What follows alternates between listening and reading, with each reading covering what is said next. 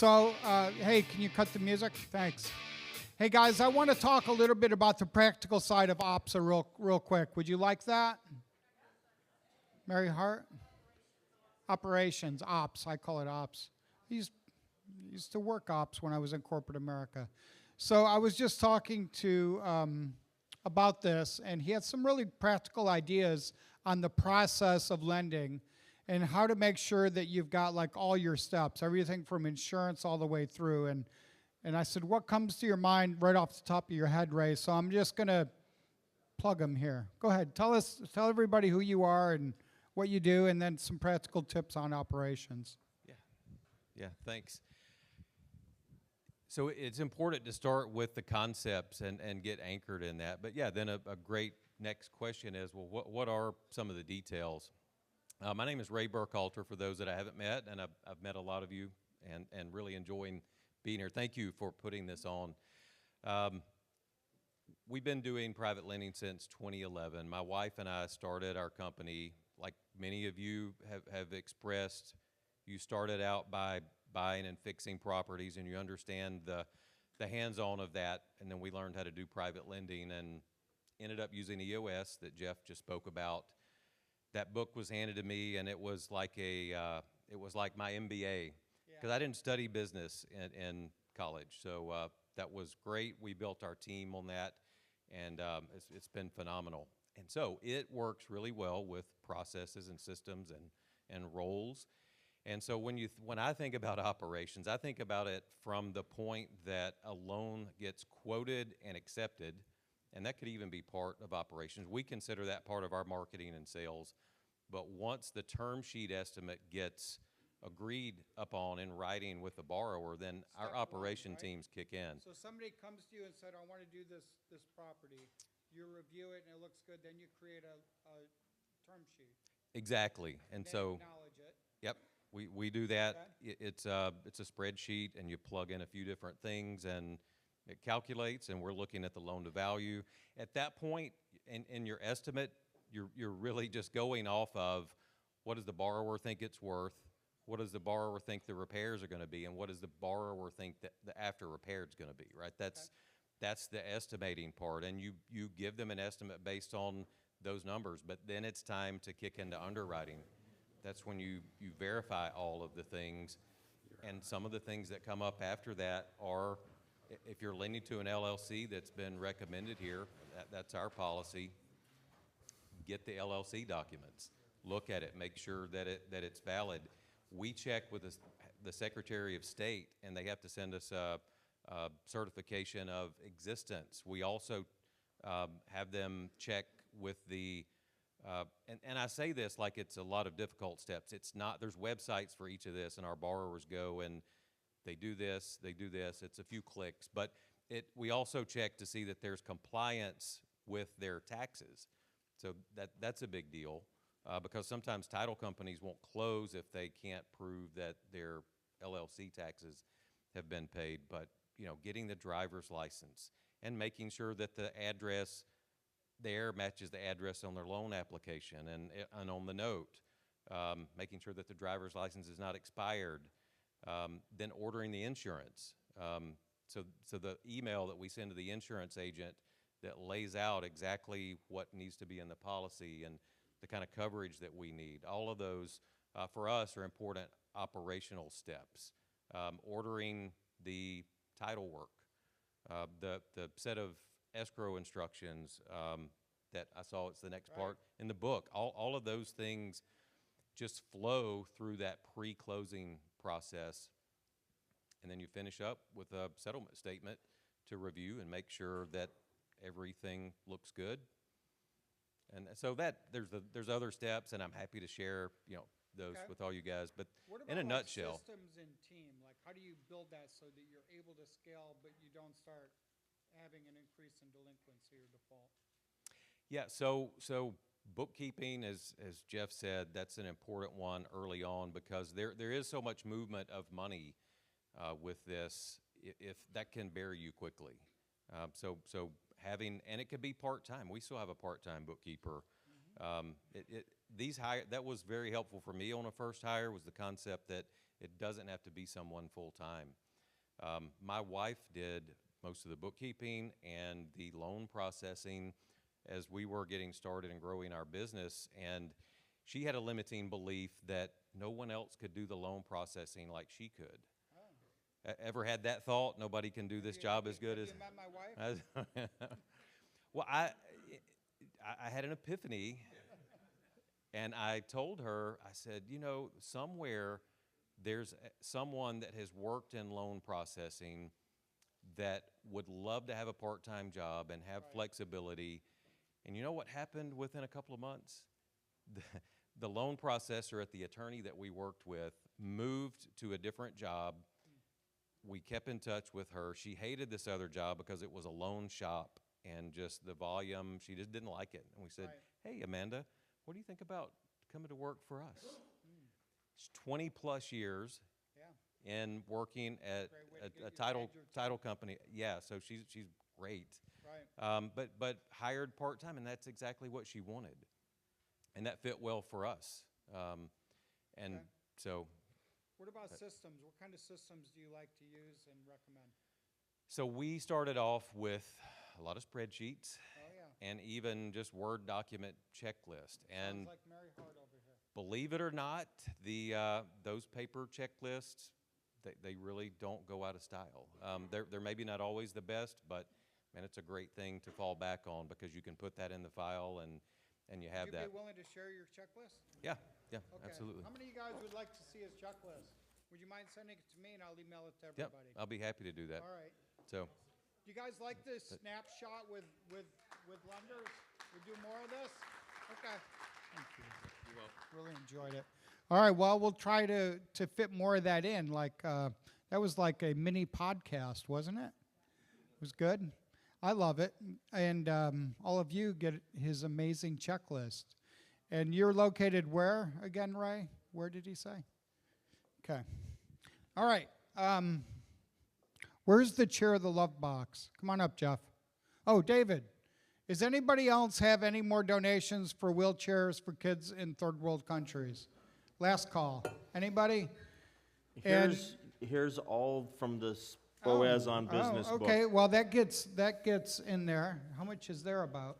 Just under $1,000. Woo, so we're up to $1,600. $980, $960. So around $1,500. Tim, it's getting harder. In addition to that, Yeah. in addition to that, somebody who Okay. gave $100 Okay. electronically, okay, and they emailed Okay. Good. somebody gave $200. Okay. Good. And there was somebody yesterday, and I don't remember your face off the top of my head, okay, but there was somebody yesterday who donated $200. Okay. Locate me later, okay, and then text that to me. I'll give you my phone. Those of us matching, it's getting more challenging. Just kidding. So I think we're up close to $2,000. Just going through. And who was matching with me? Okay. So if you guys could just join me in the back, we'll scan that QR code. Just go $2,000 for each of the three of us. Put it there, and all of a sudden we're up to $8,000. Tim, how many wheelchairs is that? 400? No, 40. Sorry, I'm off a zero. So that'll impact around 2,000 people because it's about 5 per wheelchair with family. Okay, so join me in the back. We're going to reconcile this, and I'm going to turn it back over to the amazing, ever-inspiring Jeff Watson. Thank you. Thank you. We're going to do a little bit something different. I don't know all the details yet. I'm just going to ask you to pray for my assistant, Debbie. She has her oldest child is special needs, and he got an unhappy diagnosis yesterday. We got a lot more to find out. But the worst case scenario is it's a very slow, progressive thing. But anyhow, we got a lot of learning and researching to do, so just pray for her. God knows everything already, so yeah. So that's why I don't have an answer for you yet as to what website we use. All right, so turn to page 163. God is still in control, irrespective. All right, 163. I'm down in the weeds. We're talking grassroots, practical application. You got a deal, you've orchestrated it all together. You want to make sure that things get done right. And so now you're going to tell the title company or the title attorney or the escrow agent or whatever it is in your state how this happens. Remember, this is one of my, I have 3 pet peeves I see on social media. I only shared one of them. Does anybody remember what pet peeve I shared? Investor-friendly title company, yes. I'm going to tell you one of my other pet peeves that I see asked on social media all the time, okay? I wish I had my CRM with me, but I don't have it with me. What CRM are you using? And my response usually is, whatever works best for you. And for me, that's a pad of paper, okay? That's a pad of paper.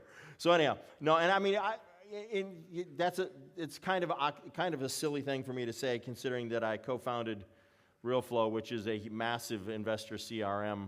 So anyhow, all right, let's get after this. These are closing instructions. To whom are closing instructions written and sent? Escrow officer at the title company. Oh, here we go. I think I got an answer. Yes, mortgagecalculator.org. Mortgagecalculator.org, and then use the one for irregular and missed payments. It's free, so everybody can afford it. It's on the internet. Al Gore invented the internet, so we all can use it. Mortgagecalculator.org. Mortgagecalculator.org. Okay? So that's what we use to track these things. All right. Closing instructions. Let's go through these closing instructions, and we're going to read them out loud, and then you guys ask me questions on this. All right? So at the beginning, we talk about these are closing instructions. We identify it by property address, the borrower, and the closing date. So it's pretty hard to get it screwed up as to what's going on, okay? Dear blank, the undersigned represents the lender. We insert the name of the lender. So now we got both who's borrowing and who's lending identified right up front. On what address, on what day. Attached, please find a promissory note and mortgage, both of which must be executed in blue ink by the borrower at the time of the closing and promptly sent to given address via registered mail. You want that blue ink executed original promissory note in your possession. That note is worth the money on the face amount of the note. Do not lose it. Do not misplace it. Do not put it down where you will have put coffee stains or food stains or child stains or whatever on it. Put it in a place that is waterproof and fireproof. Okay? Got a title company calling me right now. We're going to have to tell them, can I call you later? Thank you. All right. So, we want that note. The note does not get recorded. The original note is worth the money that it's on the face amount of the note. Okay? I want a copy of the recorded mortgage. I want a copy of all the other recorded stuff, but I want a copy of what they signed right away, even before it gets recorded. I want a copy of it. Okay? Next paragraph. At the time of closing, we require the borrower to provide proof of insurance with a minimum of 6 months paid in advance. Not a minimum deposit to get a little binder. I want 6 months of insurance coverage, proof paid in advance, for either the amount of the loan or the appraised value of the property, whichever is greater. I have a client that closed long before I represented them. on a large commercial building with a substantial portion of seller financing and no institutional debt and no one that required this client to have insurance in place on the day of closing. The day after closing, guess what happened? A fire.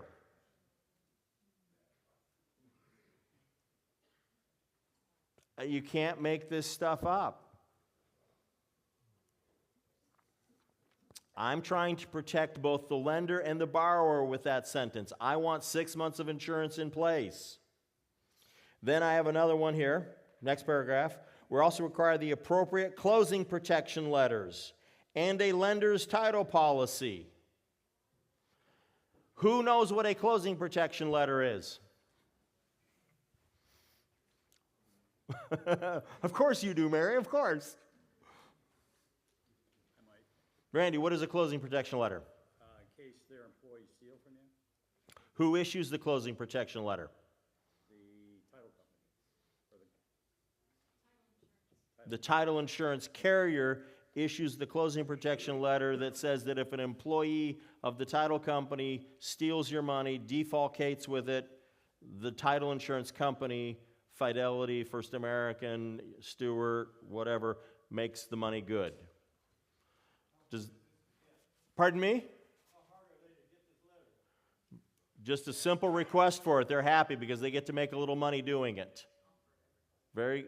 It's offered every time, and I will tell you, I closed on a deal while I've been here. The title company handling the deal is the title company that I own a piece of. I still said I want a closing protection letter. And they're like, okay. And they're like, you know who this is, right, Jeff? I'm like, yeah, you know who I am, I know who you are, but I teach people you always do a closing protection letter, and I practice what I preach. Like, okay. Now, what is a lender's title policy? Does anybody know what a lender's title policy is? Yes, sir. What does a lender's title policy do and say? What is it?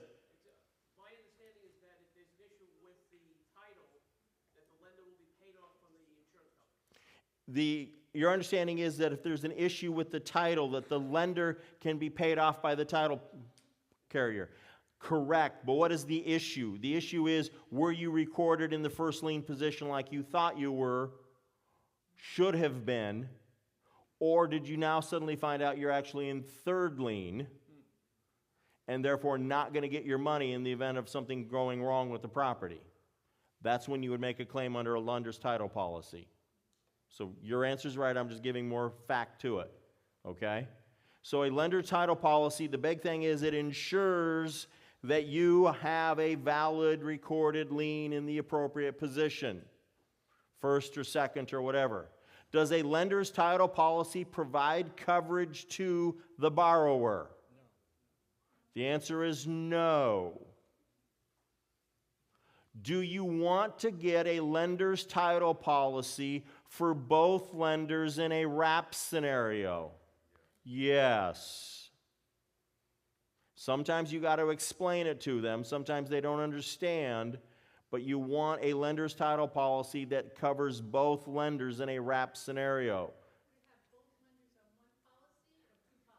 I've seen it done both ways, Kathleen.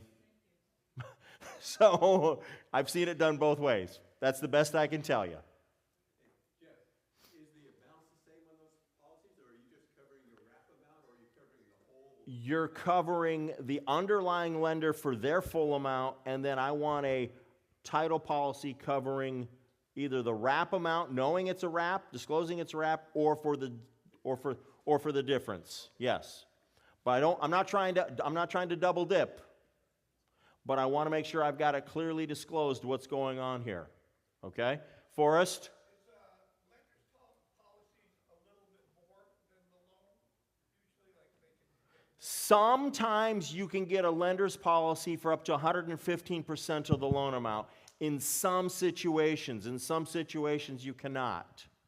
Ask for it and see if you can get it. What would that actually be for? In case the loan goes into default and you have some interest and fees that accrue. Am I doing all the questions. Is that making it hard, Jim? No, I just want to Okay. make sure everyone can hear them. Okay.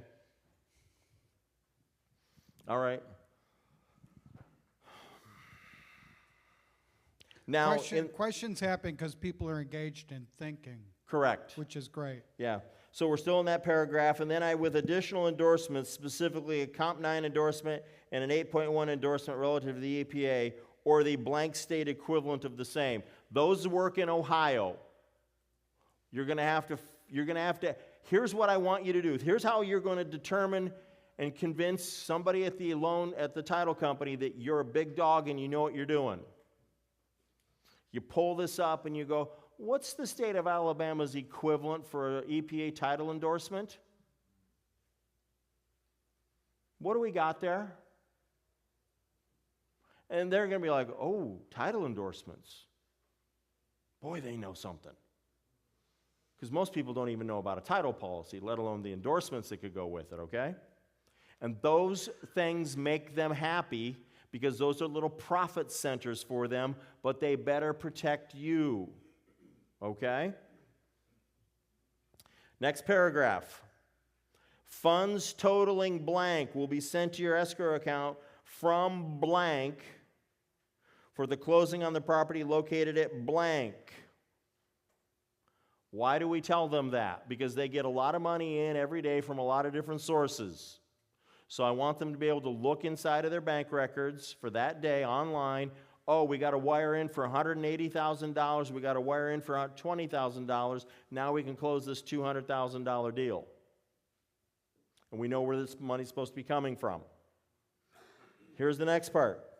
These funds may not be dispersed for closing until the original documents listed above have been executed in blue ink and you have been provided with the appropriate borrowing resolution from the borrowing LLC or borrowing direction from trustee if the borrower is a trust, authorizing them to enter in this loan transaction. How many of you have lent money to an LLC or a trust? How many of you, prior to funding or authorizing the release of the funds, made sure that your borrowers signed the appropriate borrowing resolution for their entity? You notice how few hands are up? Most of us don't even know about it. Now you're going to say, well, Jeff, why is this? Because you do not want someone coming along later on and saying, oh, the LLC entered into this thing without authority. Some rogue employee of the entity signed this note without the approval of the credit committee or the approval of the managers and members.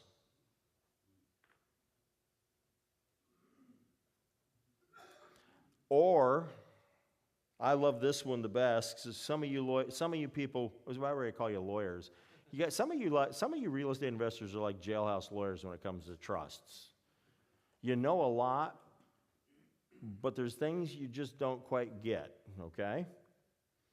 My favorite is, okay, I'm going to make a loan to a trust. No, you're not. You're going to make a loan to the trustee of a trust. And the trustee of the trust can't do anything unless they've been instructed in writing by the beneficiaries of the trust to do it. Now, that's a private document. It's not going to go on public record, but we do have to have some sort of evidence that the beneficiaries of the trust instructed the trustee to go ahead and sign the note and sign the mortgage, etc. All right? How many of you have just learned something? I knew your hand would be up, Steve. The moment I start talking about trust, your ears perk up.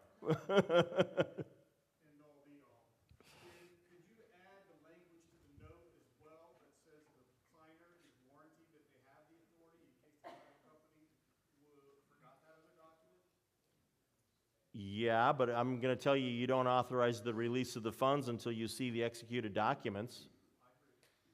Because that's what I put in the title, that's what I put in these closing instructions. You can get everything signed, but you can't let the money out of your trust account or your escrow account until I see them and approve it. I understand, and I have a problem with that. Because, dude, I believe in belts, suspenders, duct tape, and baling wire. Okay? Yes, Randy? We also require a certification of the trust or the certification of the LLC to know if there's been any change since the origination of the LLC or the trust. So I want a certificate of good standing from the Secretary of State regarding the LLC, the existence of the LLC, including, just as the last gentleman mentioned, I want to make sure that it's current on its annual reports and any, commercial activity taxes. And I want to make sure that there's a valid certificate or declaration of the trust showing when it was executed and there's not been any amendments and so on. And that I want to make sure then, by the way, I'm the type of nerd, and Jim knows this, I will review the trust if a trust is the borrower. I want to see the trust. I want to see the whole trust. Because then I'm going to make sure that the beneficiaries identified in the trust agreement are the same people that signed the direction to the trustee saying, okay, go ahead and do the deal. And Mary's sitting there nodding her head. She's like, yep, this is how we do this stuff. All right, so next paragraph. As part of your closing protocol, please provide us with color copies of the driver's licenses to verify the identity of each signer and guarantor. Now I want you to read this next, this is bottom page 163. Please, please, please, if you're a lender, read this language and smile. If you're a borrower, grin and bear it. Okay? The cost for the lender's policy with endorsements, the closing protection letters, the escrow service, and my fees for document preparation are to be all borne by the buyer-borrower.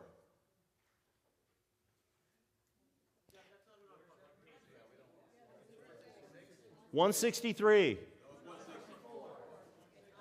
Well, my page, it got formatted differently then from my manual to your page, okay?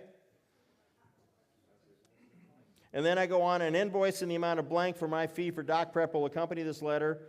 And then in all caps, or bold print, copies of all executed documents, the settlement statement, the title commitment, and color copies of the photo IDs must be emailed to me for review prior to receiving approval to release the funds and file and record this transaction.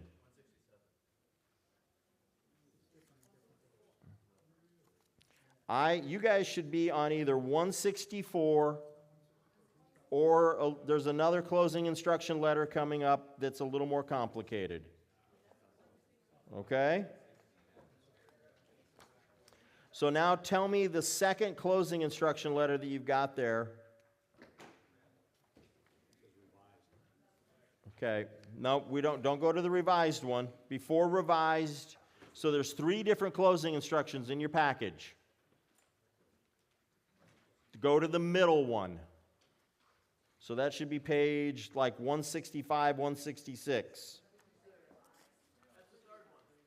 Okay. Okay. I can't hear you, Patricia. I'm sorry? The invoice is coming from my office as prepared for the fee of preparing the documents.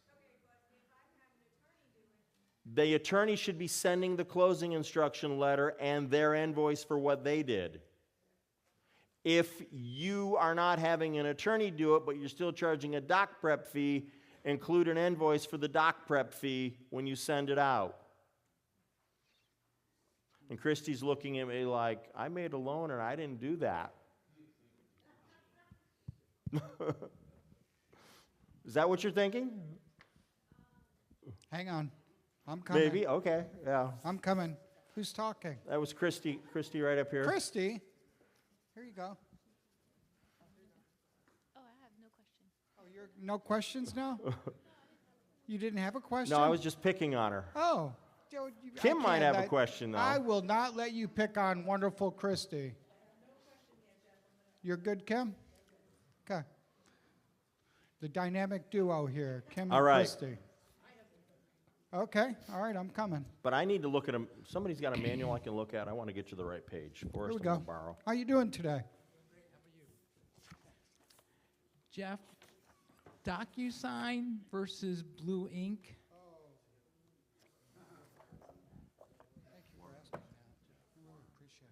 It's a good question. Okay. It's a smart question. DocuSign versus Blue Ink. More and more states are now enacting legislation to recognize both online signatures and online notary. If a state has enacted that, like the state of Ohio, that's why I could close, because I signed everything DocuSign with an online notary. It's perfectly legit. Is it my favorite thing to do? No. But it works. It's valid. But you have to make sure, does that state have enabling legislation that says that when a person is online, verifies their identity, reconfirms twice that this is the equivalent of their handwritten signature, then we're fine. Okay? How do you verify what? Electronic signature, how do you verify it? Google, take the name of your state and ask, and Google or Yahoo or Bing or whatever, the name of your state, online notaries, legal, DocuSign valid. Just Google those terms or research those terms. Mr. Vetter, sir. Yes. So you may not like this question, but I'm going to ask it anyway. As an attorney, if you don't prepare the documents, but I prepare the documents, and I ask you to review them, what amount of fee would I charge? What amount of fees have you seen that the lender has charged the borrower for my documents? I have never seen that, so I can't answer that question. Okay. What happens is I will still charge a fee. Yeah, I'll still charge a fee for if I'm going to do it. If you're paying me to take a look at them, I'm sticking my neck on the nose. I'm going to get paid for it. You don't work for free? I do not. Contrary to what a lot of real estate investors think, I don't work for free. Does anyone in the room work for free? Completely? All right, I think I want to be on page 164. Jeff, before What? we move on, we have a Zoom question. Oh, I love it. Live stream. Here we go. Who's it Hold on. from? Oh, let's see here. It's from Tony. Tony and Williams. Tony said, with regard to the closing protection letter, why do we have to pay that when it's the title company? Should be because it's their people. The closing protection letter. Who is the beneficiary of the protection? That's the person that is one of the beneficiary of the closing protection letter is the lender and the borrower. Therefore, they should pay for the protection they're benefiting from. It doesn't cost much to make. It's $15. A CLP's Yeah. awesome CPLs. document. How many of you guys are using closing letter protection? Okay. How many of you guys are lending and not using it? Let's add that in. Thank you. Yeah. CPLs. Okay. Okay, let's go to page 164. We're still in the closing instructions. I want you to take a look at that. What does it say at the very top? For this transaction, there are 2 mortgages that will need to be recorded. Is that pretty clear? Yeah. 164. There are 2 mortgages that will need to be recorded. The first mortgage in favor of blank must be recorded first. Is that clear? Is there anything ambiguous? Thank you. Immediately thereafter. How soon? How many of you have ever been to the recorder's office and watched the filing process occur? Seriously. You got to be kidding me. What? No, Jonathan. It was not in a Woody Allen movie. Okay, so I think it's a good idea if all of you find out where your county offices are and just stop sending your money there and maybe go there and see how they do things. Yeah. So when I was doing this as a lawyer, we would go and we would have to stand in line because somebody else was there in front of us, usually some kid off of a bicycle messenger bag, that had 19 stacks of stuff all organized together and all nicely assembled from a title company. And you'd get your documents there and you'd have it to where, bang, bang, these stamping machines, these bait and date stamping machines, bang, bang, bang, bang, down to the second of when it gets recorded. And so what I envision still to this day is that when it says immediately thereafter, it is as quickly as this document is stamped, then this one is. So that there's nothing intervening or changing in between the two. Okay? So we deed, mortgage, mortgage. Not mortgage, deed, mortgage. All right? And then we're like, okay, so title companies are used to seeing two mortgages on one piece of property. They got that. Because remember, a lot of them still saw the 80-20 rule, the 80% first, 20% second, all that other stuff. All of you pre-2008 veterans, you all remember those days, right? Okay, yeah. All right, so now the next paragraph. This transaction may initially be confusing, but I think you already understand that blank is wrapping the loan from blank. Now, they may not understand that. So accordingly, the blank mortgagee must be filed in first position, and the other mortgage wrapping that mortgage should be filed in second lien position. If you have any questions regarding this, please do not hesitate to contact me. Is that fairly clear? There's an order of priority because of the way the transaction is structured. You with me? Okay. And then we once again do the driver's licenses and all that other stuff and so on, okay? Now we're going to turn the page. I think it's 166. Hey, Jeff. Right here. Where's here? Okay, gotcha. Just a quick question. Borrowers want to close yesterday. And Pardon me? Borrowers want to close yesterday. Uh-huh. And so how much time do you leave before you have a certain time frame for when you send these closing instructions relative to closing? Yes. So what I do is a good title and escrow company will want to have the loan docs at least 1 or 2 days before they schedule the closing. Before they schedule the closing. And sometimes the closing can be scheduled the same day, sometimes it's the next day, sometimes it's a day later. But that also gives an opportunity for you to get it in there so that they can update the settlement statement, what we used to call a HUD-1, so they can update the settlement statement with the final numbers, the extra charges, etc. Because putting the CPL in there, the lender's policy for how much, and the attorney's invoice, all those things that got to go into that settlement statement and still make the numbers work. Okay? We good? All the way in the back.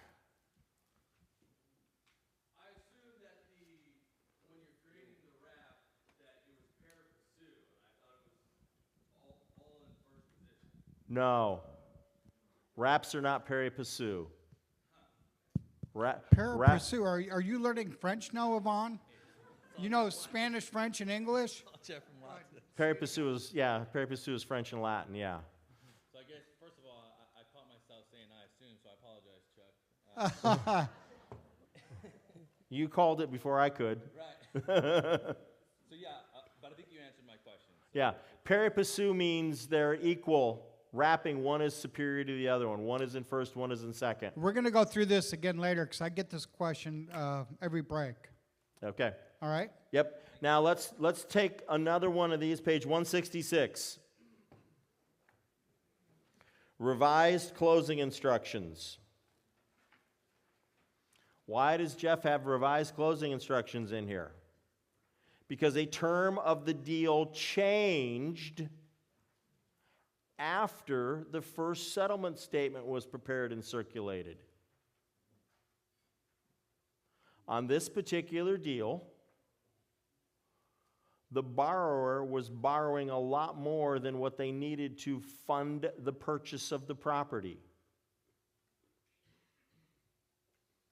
And they were going to have to do a rehab.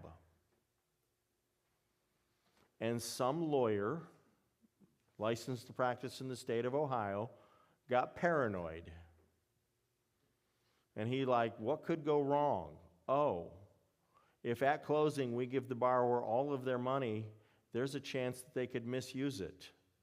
There's a chance that my lender could have a incomplete property for that's worth less than what they've loaned on it.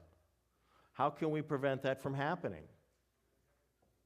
Now, what drew my attention to that situation? Pardon me? I'm aware that I've seen that movie happen before. I don't like watching that movie, even when I'm not a character in the movie. I don't like it. So how did we become aware of that situation? We reviewed the settlement statement before the closing. What else? I know, mind-blowing. But when you've hired somebody to represent you in these deals, you're paying them to review the title commitment and look at the closing statement in addition to make sure the documents are right. At least that's what I think. And so when you look at it, you identify an issue. Whoa. So if we turn to page 167, second paragraph, please note the first draft of the settlement statement indicates that over $38,000 was to be released to the borrower at closing. We've identified the problem. At closing, please disperse only $15,000 in net proceeds to the borrower.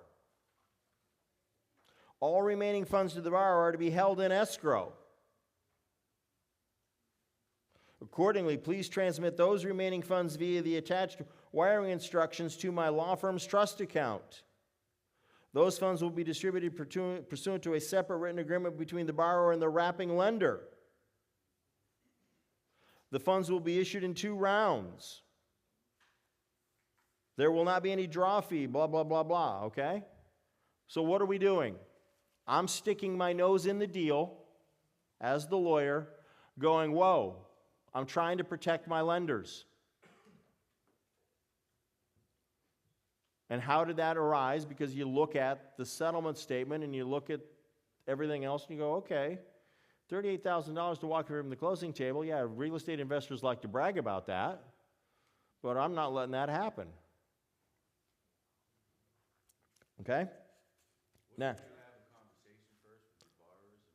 Oh, I went back to my client and said, this is what I want to do. And the client went back to the lender, who was my client, went back to the borrower and said, hey, this is what we were going to do instead. And the borrower was fine with it. Mr. Zahala. We haven't talked about it, it's a little bit off topic, but what is your recommended process for who holds funds for draws and how is that dispersed? Is that held by the title company? Title companies hate doing that. They hate doing it. They can charge a lot for it, so find an independent third party to hold it. An independent third party. Yeah, usually a law office will do that for you. Well, I'm not going to make any money doing that, so I don't know. Pardon me? So in Chuck's situation, it wouldn't, the overfunding that's available for draws for rehab would not go back to him. No. You would recommend it be held by a third party. Correct. And then you give them instructions when it needs to be dispersed. Correct. But the interest clock is still ticking on it anyhow. So in that situation, you're holding it in your trust account, and then there's another lawyer that would direct how to disperse that to your office? When my lender client says, hey, he's done enough work, send him another, we send it. But that keeps you involved in this deal. Yeah, I know. But you know what? I'd rather take 20 minutes out of my life to receive an incoming communication to send out a wire rather than to spend 2 years of my life trying to claw back 50 grand. One last question, I may have missed it, but you said you want the original wet signature, the blue signature, the original. So Yes, that's what I like. and then the title company, Pardon me? the title company, you'd send them an original, second copy? No. Okay, so let me walk you through this. When the note gets signed, I want the original note sent right away to the lender or the lender's representative. I want it done, I used to say FedEx, but I don't trust them anymore. I want it done in an overnight service that I can track.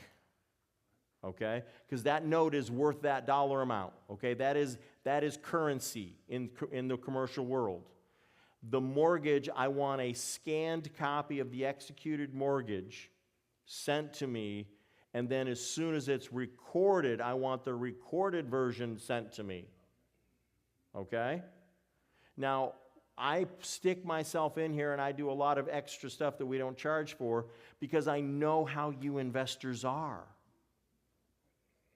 I know how you people are. You're disorganized.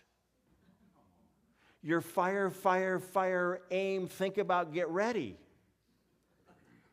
Or is it fire, fire, fire, think about, aim, then get, I don't know, whatever it is. I know how you are, okay?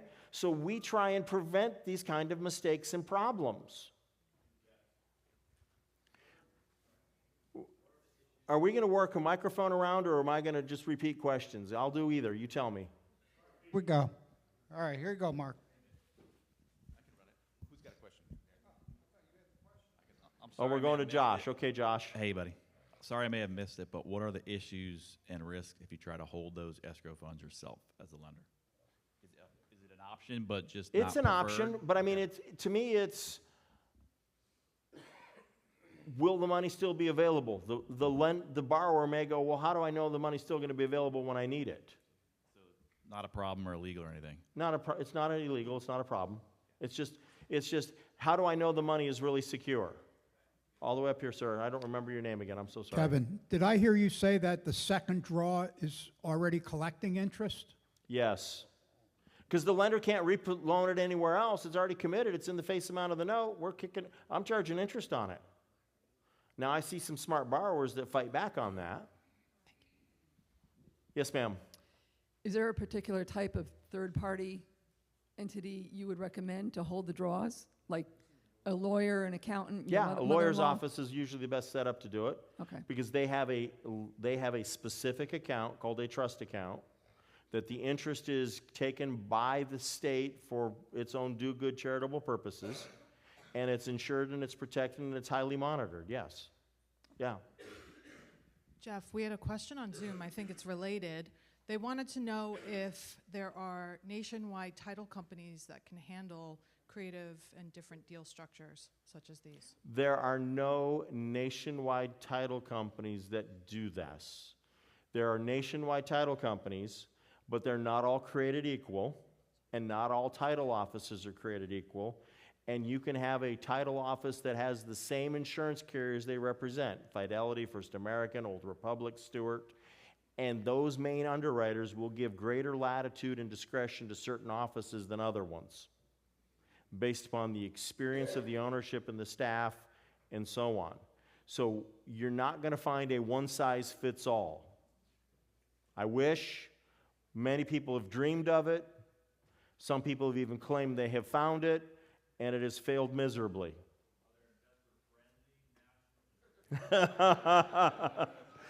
Josh, you know what I mean. You know what triggers in my brain when I hear the term investor friendly. It's, I'm an investor and I don't know what I'm doing because I haven't thought my deal through yet, because I haven't consulted with other people that I can go in a mastermind or a mentoring group or an inner circle or whatever it is and say, hey, how do I structure this deal? What are all the moving parts? What do I need to be aware of? Okay? So I guess I just kind of did a little sales pitch for Inner Circle, didn't I? Yeah, well, I mean, I do something a little similar, but we focus a lot on Roth IRAs and so on. I might talk about that some other time. But anyhow, I've got a couple sample documents, and then I want to cover something. How much time do I have before lunch? I do not want to stand between anybody and food. 25 minutes. I've got to stop right at the top of the hour because I've got another Quest board meeting at the top of the hour. Okay? We already did one this morning. I got to do another one, so, okay. Anybody? Oh, Lord. Yeah, I do need a little boost. Thank you. Okay. All right, so before I get into the borrowing resolution for the LLC and the trust, I'm going to talk about something else that's a little bit that I forgot to cover until Steve Zahala asked me a question outside. Okay?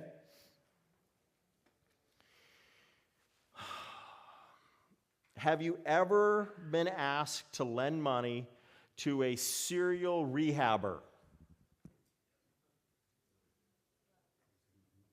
They've got a lot of rehabs running. They've done a number of deals. Is Michelle here? I know because she's had the same situation happen to her. Okay. So, title is vested when they borrow money, when they buy the house, title's vested in the name of their LLC, right? Makes sense, right? But they're a serial rehabber. Does anybody besides Steve and I know what the potential problem is?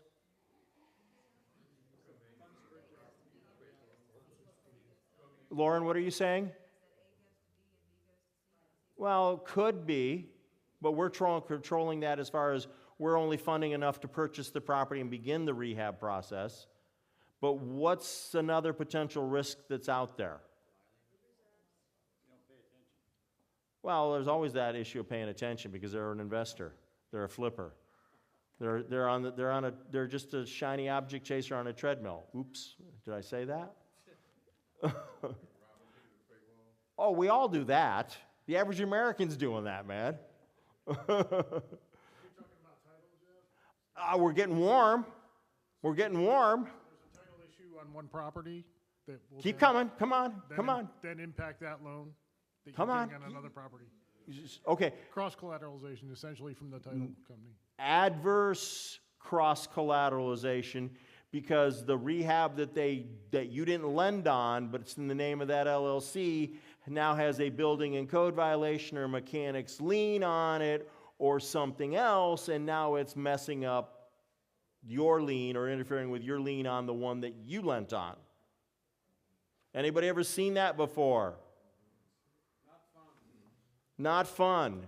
Would you like a solution for that? Is that worth the price of attendance? Boy, that wasn't enthusiastic. I mean, guys, I'm confused. I mean, is this, you want to hear this, or you're like, okay, we're just going to stop, we're just going to let Watson spit it all out anyhow? What is it?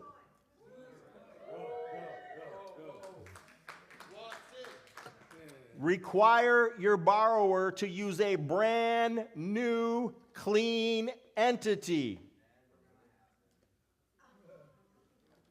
Require your borrower to use a brand new, clean entity or trust. If you're in California and you want to push back on $800, I'm going to be like, really, is that going to make a difference in this deal? Pardon me? Why are you in business to begin with? Your information is already public on one LLC, so why not make it public on 20? So, yeah, I refuse. I'm sorry. You're going to give me, you want my money, you've got to do my rules. My money, my rules. Okay? Sorry, Nicole. Make them go get a new, in the state of Ohio, the filing fee for a new LLC is $99. Some states are cheaper than that. Sunbiz is a little bit more. State of Texas is expensive. I think it's $2.99 or $3.99.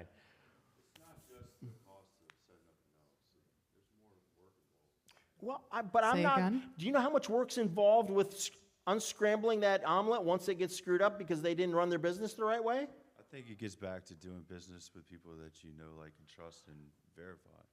However, Forrest, I got you. Barbara, I'm coming to you.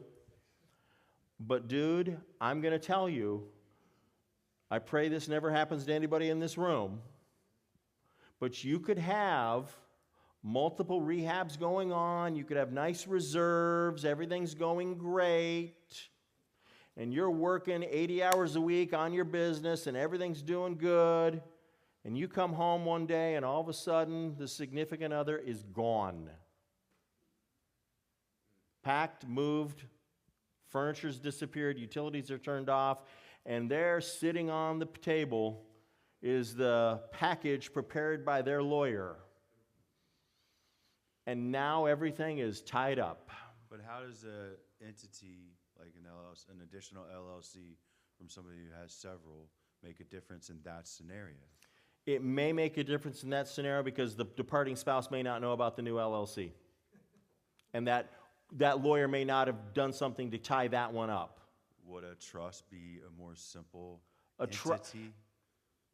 Forrest, a trust is just as simple for someone who knows what they're doing. Okay. But the average real estate investor, and I don't mean to hurt anybody's feelings too badly, the average real estate investor thinks they know a whole lot more about trusts than they really do, and they're more likely to screw it up than to screw up an LLC.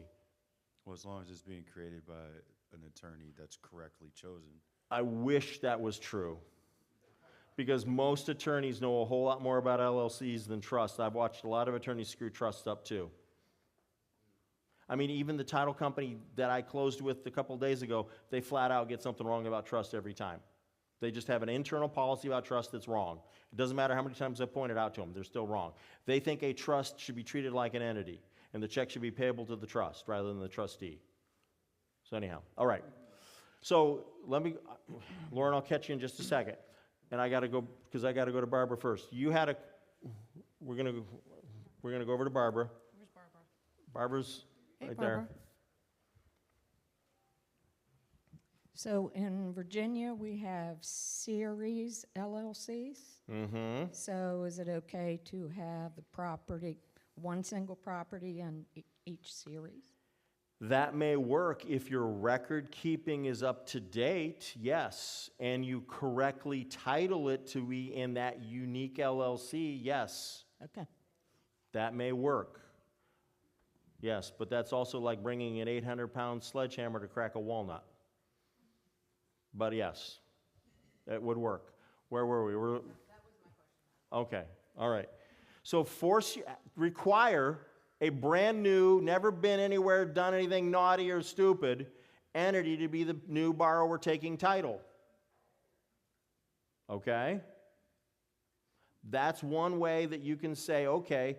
And so literally, when they go online and they create this LLC, in the corporate purpose section, it can be to take title and to take and hold title to such and such property while doing so to fully limit the liability of the members' owners to the full extent possible by law. What have we done? We've said we set up this LLC to do one thing only. Hold title to this asset while limiting the liability to everybody involved. That cleans the playing field from all the other stuff out there. Will it fix a divorce? I don't think so, Forrest, because they're just a mess. They're the worst thing that can happen to an investor. Worst thing that can happen to anybody. Homero? Yeah, I mean, I would just, is there, instead of creating a... Hold on. Nicole's coming. I mean, I'm kind of with Forrest. I just see it as, I'm obviously a borrower and lender, but as a borrower, just a pain to, if you're doing whatever, 20, 30 flips to have 20 or 30 new LLCs. So is there some sort of document or something else that you can maybe have them sign instead of having to create an LLC that will give them protection, maybe have spouse sign and? No, because we're trying to make sure that somebody else that we don't yet know about on another rehab project that they have going on, and it may not have gone sideways yet, doesn't affect your deal. True story. I represented a small business They were a roofing company. They hired another roofing company to help them on a job. It was a large job. Somewhere during the process, one of the guys from that other roofing company lost his balance and his footing, and from the second story to the ground, magically went from being an owner of that other roofing company to an employee of the first roofing company. Somewhere mid-flight, it occurred. And then they file a lawsuit. And what does that lawsuit do? Well, it names the entity that owns the property or whatever. It ties it all up. So that's how you can get this stuff messed up. So if you have one entity, one holding entity per deal, you don't get that cross-contamination issue. And you're like, that's a pain in the neck, Jeff. Do you understand how hard it is to unscramble the omelet? Would I like to have a small headache, or would I like to have a big problem, a brain tumor? You know? Over here.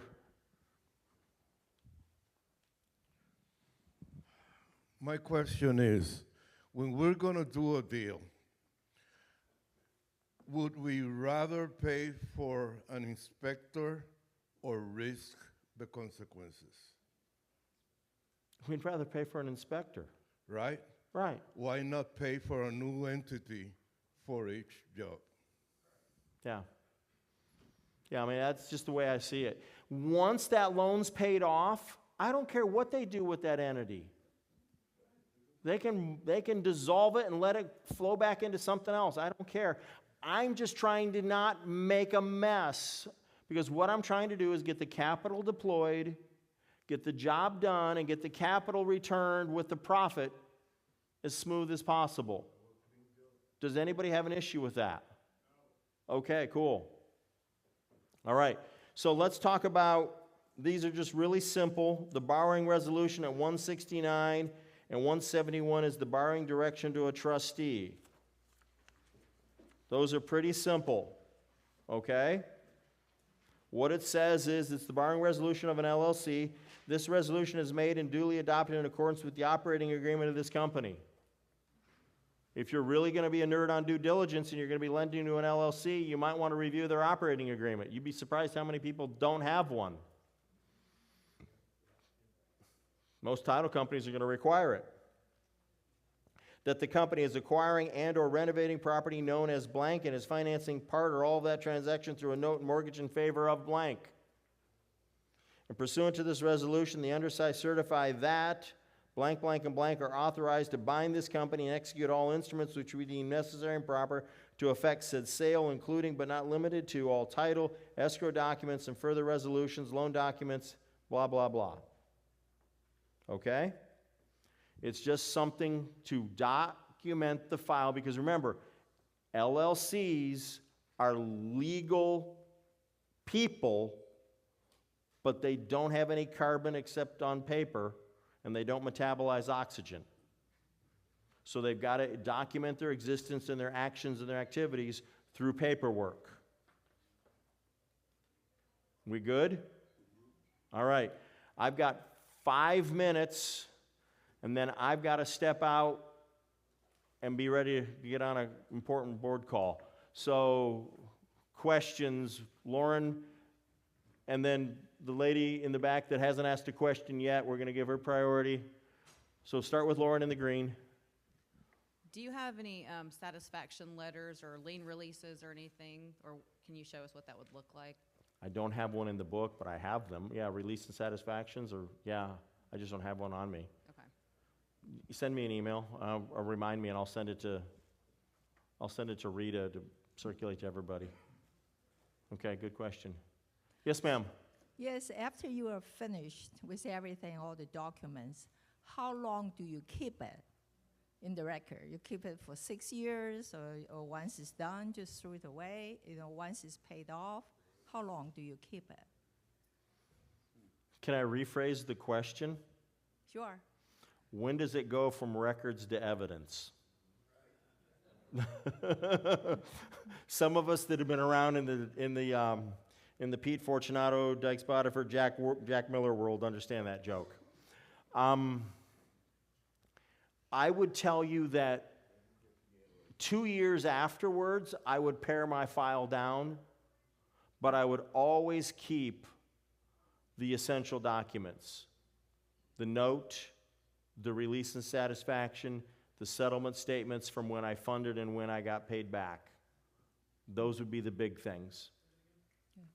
Thank you. I would keep the note, the release and satisfaction, the settlement statements from when I funded and when I paid back or when I got paid back. Those settlement statements are very, very informative documents. Because remember, the mortgage, the deed, the release and satisfaction should all be on public record, so I don't have to worry about that. But it's much more about those settlement statements and the note. Even the note that's marked canceled, paid in full, those are the important things that aren't going to be anywhere else. Do you keep the title, lender's title commitment? Yes, thank you for adding that to the list. Yes. Very, very, very good point. Thank you. Thanks. Yes. And next question. We got one right back there. Hi, Jeff.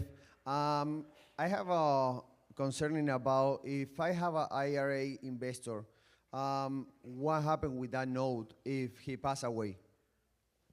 Okay. You've borrowed money from somebody who lent it to you out of their self-directed IRA. Is that correct? Yes. Okay. So when the account holder, if they should pass away, that account should be inherited by somebody else, and whoever inherited it inherits that asset. The asset doesn't change. The loan doesn't come suddenly mature or due. They can't modify the note or the mortgage or anything else. They get what they get. So everything stays the same? Everything stays the same. The account is going to be retitled by the custodian or the administrator that's holding it, and the payment is going to have to look a little different with different words on it, but that's it. All right, thank you. Yep. Good question. You got him? No, Jim is videoing. Who has? Okay, guy in the blue shirt right behind right over here. Yes. And then I gotta call it because I've gotta. I don't want to say what I have to do before I get on the board meeting, but anyhow. Okay, so my it is. I do not have a headache right now. I'm so grateful. Yeah. Awesome. So my question is kind of going back to the trust and LLC. Would it trust be better because it doesn't get file on record in that case? And if so, can you share some of the mechanics or some of the language that goes into a trust? Because like I work with a land trust and I don't know if it's something I should look for specifically. So I could probably teach a 3-day class on just trusts. All right. I mean, Bill, did you hear what I said? 3 days, yeah. April. I can't even begin to answer that question because let me just be clear about this. I love using certain kinds of trusts. I refer to them as grantor revocable title holding trusts because certain gurus out of other cities in the state of Florida have so tainted the term land trust in the eyes of title insurance companies and in the eyes of regulators, in the eyes of Freddie Mac and Fannie Mae and other ones, that I don't like to use that term. Okay?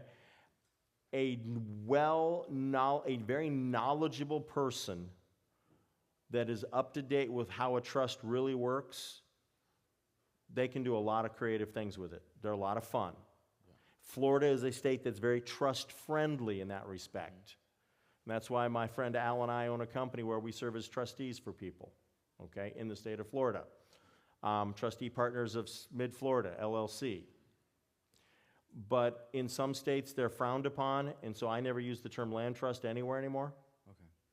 But I mean, yeah, I could teach a 3-day class on it to just even begin to answer your question. Okay, awesome. And I did have one more question. One question, then we got to get back to Yes. Steve, and I've got a clock really ticking on me, folks. So this question is basically to the gentleman just answer that question. What happens if the person that owns a 401k or The account holder passes away? Yeah, passes away. But what if what if there's another lender who passes away but doesn't have that? How does that process go? Do you get any additional documents for whoever's inheriting the property? So if you have a person who made a loan out of their own bank account, and then they pass away, that promissory note is an asset of their estate. You don't need to, nothing changes. Nothing changes. You're now going to start making payments to whoever the heir is or the estate. In the that's it. Do you have documents to start that process just in case something like that happens so that you know they're aware that, hey, the estate's taking over, but I need this information, so who to talk to and stuff like that? So what should normally happen is the borrower should be notified by the fiduciary of the estate of, hey, Fred Flintstone passed away. Please start making the payments to Wilma Flintstone, the executor of the estate of Fred Flintstone. That's how it should work. All right, I do have to button it up.